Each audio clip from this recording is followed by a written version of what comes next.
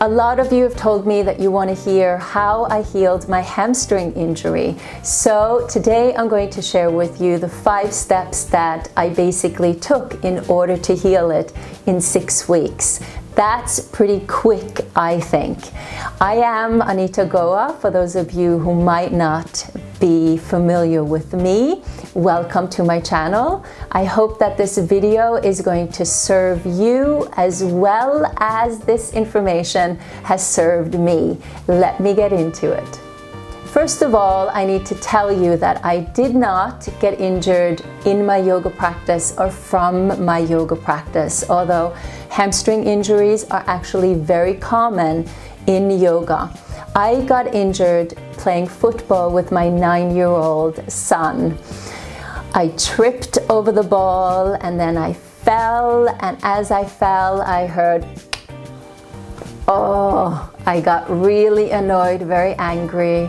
I thought I would be out of commission for a really long time, and I realized I had to do the right thing.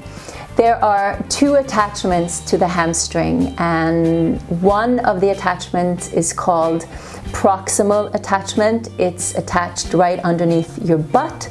And then the second attachment is called distal attachment. That is behind your knee. So the area that I pulled was the one under my butt, so my left butt. Doesn't matter where it is that you have injured your hamstrings, the steps that I'm going to give you can still apply to you and help you. So let me tell you what these 5 steps are. Of course, you've heard of rice. Now make sure that you take rice very seriously. It is rest, ice, compression, and elevation. I honestly did not do any compression really, and I only did a tiny little bit of elevation. So what I focused on for the most part was rest and ice. My best friend became the ice pack.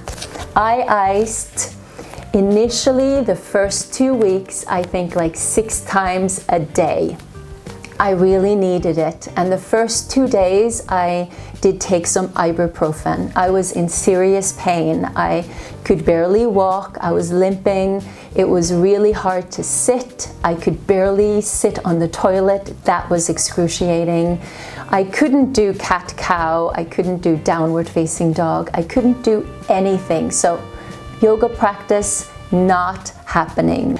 But icing really took the edge off and helped to heal it very gradually. I started to notice a big difference, after each day that went by.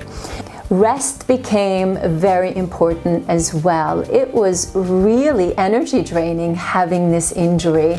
I was constantly trying to protect myself and make sure that I didn't re-injure myself, and actually one day walking outside on the sidewalk I did end up tripping because I think I was just being overcautious, and I ended up pulling the same area again. So I think that was just a little bit of a setback, but I slept a lot. I lied down a lot on the couch in my bed just to, help to rest and also heal, and that is just integral as a part of your hamstring healing.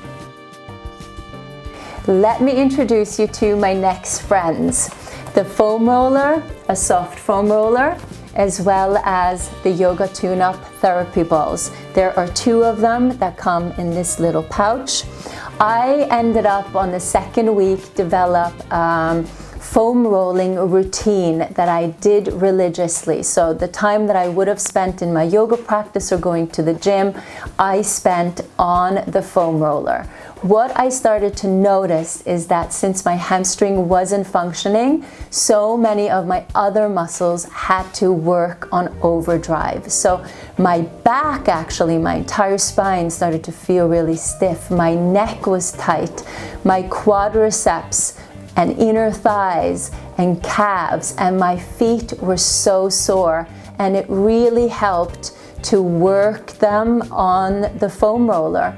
And I am completely convinced that that helped to heal the hamstring in return. So I didn't focus on my hamstring at all. I focused on all of the muscles surrounding my hamstring, because all of the muscles work together as it is. So I am using a soft foam roller because I prefer the soft foam roller to the hard black foam roller. I can get by using the hard foam roller for my legs, but to rest on the hard foam roller on my back as well as for my neck doesn't give me personally any relief. You can see for yourself what it would do for yourself, but for me, I prefer the soft foam roller. Make sure that you go and you test out the foam rolling routine that I did. It is linked below as well as at the end of this video, and try it out for yourself. Forget about your hamstrings for now. I'm really serious about this. For the 6 weeks that I had my injury, I didn't do a single hamstring stretch. I didn't do a single forward bend. I didn't do my regular yoga practice. It would have been stupid if I did. Had I done it, I would not have healed as swiftly as I did. So this is one of those situations where you have to restrain yourself. No hamstring stretching. Instead of hamstring stretching and forward bending, what you will be doing is backward bending. You are going to go in the opposite direction. Backward bending is going to help you to strengthen your hamstrings in general, and this is super healing and balancing for you.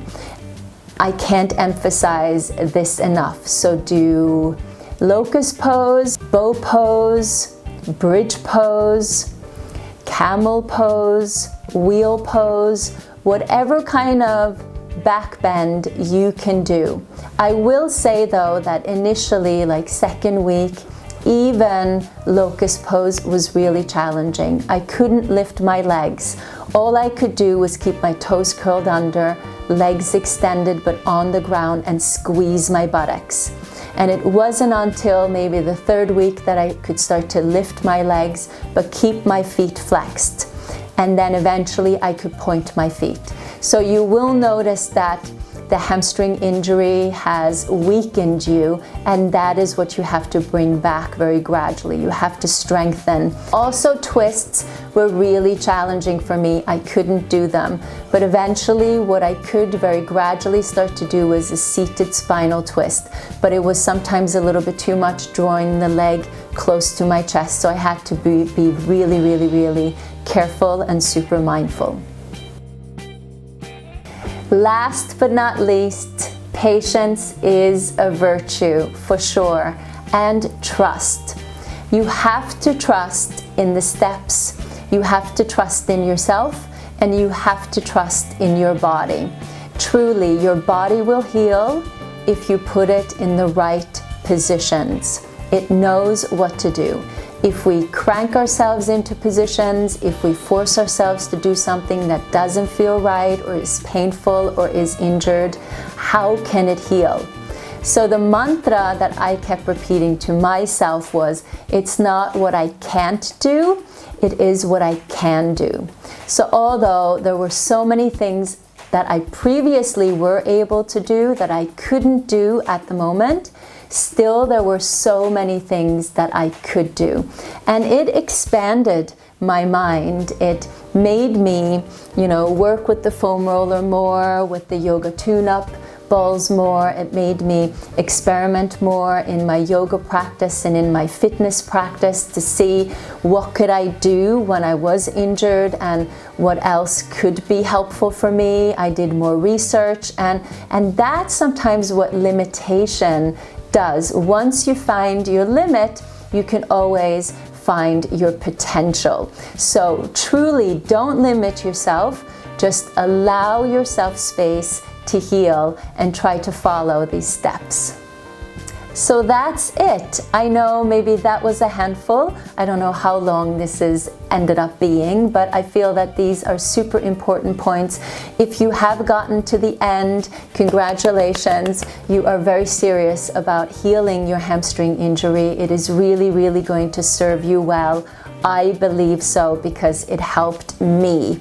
So let me know how it goes. Please go over and do the foam rolling routine. Of course, use it, make it your own, and do what feels right for you. I want to hear from you as you do this. Let me know in the comment box below if this was helpful. Give it a thumbs up. Subscribe if you haven't subscribed already. And happy healing to you. I will see you in the next video. Bye. Mwah. And then close your eyes and close your mouth and fully exhale. Just let your body soften against the foam roller. And then take a full inhale. Fill your lungs up. So a few breath cycles just to withdraw yourself from the external environment.